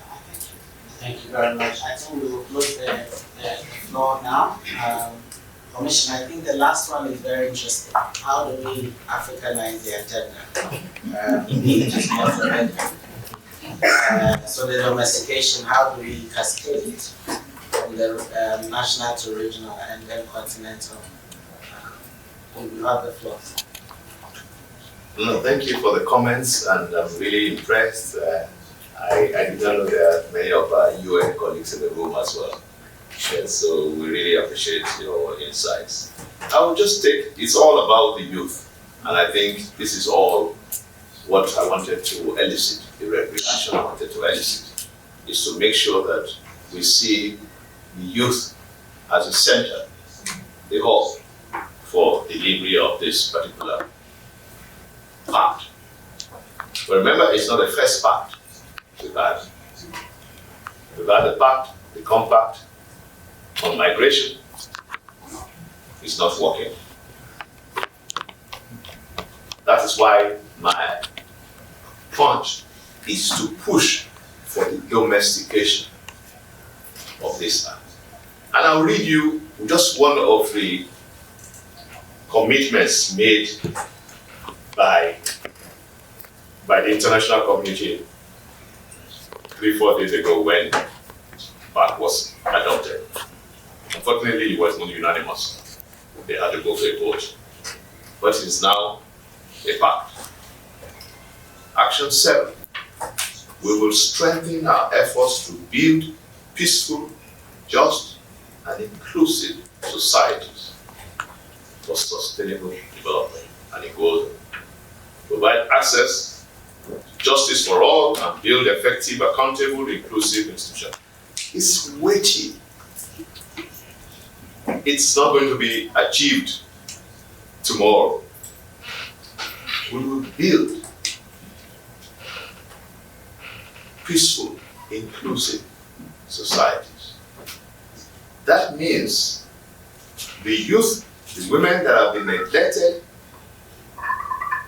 over the years will have to be part and parcel of this whole of government's approach, whole of society approach. So it's a very, very tough endeavor. But let me just quickly respond to the first question. And I would suggest that we look at specific experiences from the African Union. I told you we have the tools. As we speak, we are just rolling out what we call the wise youth. We had the panel of the wise, old men and women, of course, wise men and women, but very old, like me. Okay? With no experience in how the youth feel. Our days were different. In the university, we were giving bursary awards. We paid zero, virtually zero fees in the university. We joined the public service, we got free, virtually free loan, car loan. All that disappeared. So we are living in a different world. It is not the same world.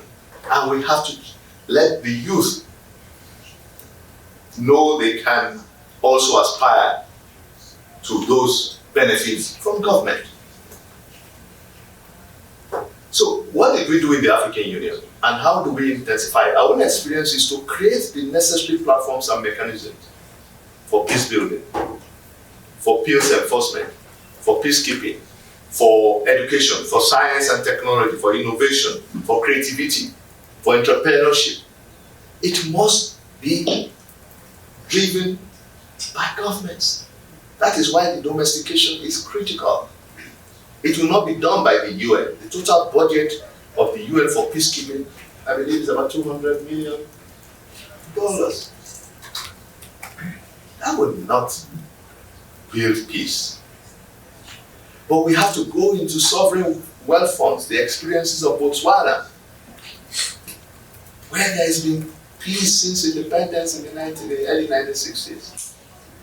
Because they invested their natural resources in next generation. And this is what we have to do. So in the AU, what I will now suggest is use what the AU has done, panel of the wise, for many years since the days of the OAU, followed by Fem Wise about 10, 15 years ago. And then we came and said, where are the youth in mediation mechanisms on the AU? We created Wise Youth. And we are now rolling it out gradually with the little resources we have. What is the purpose?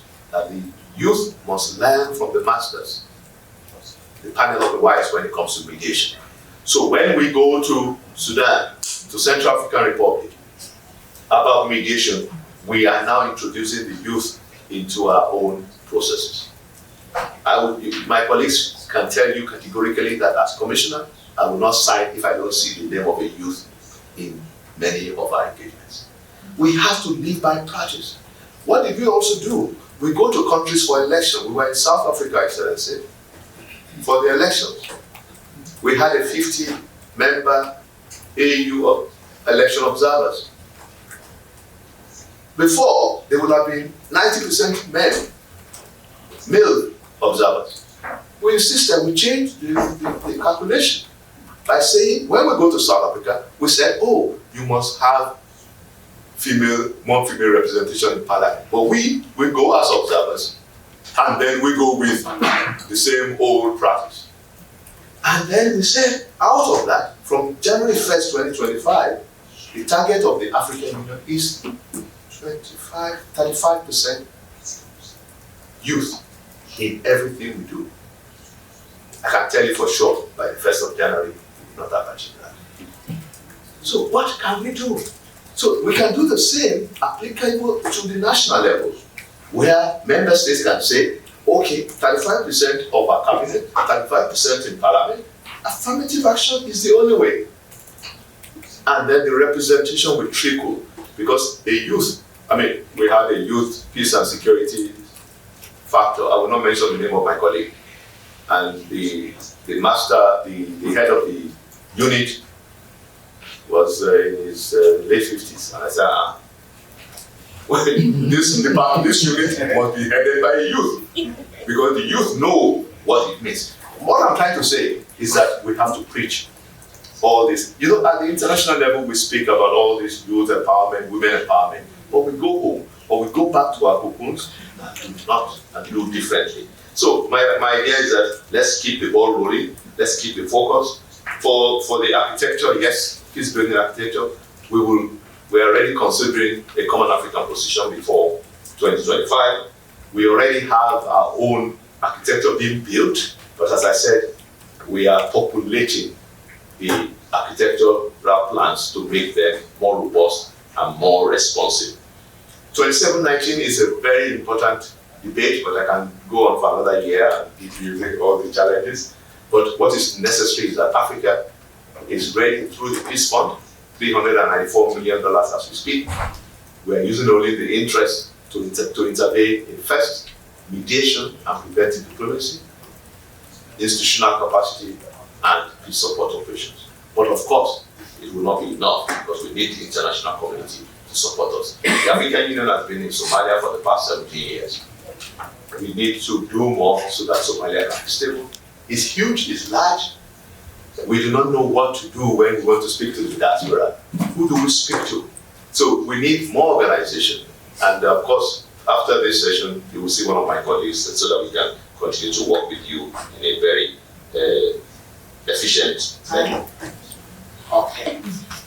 Thank you very much. That helps us.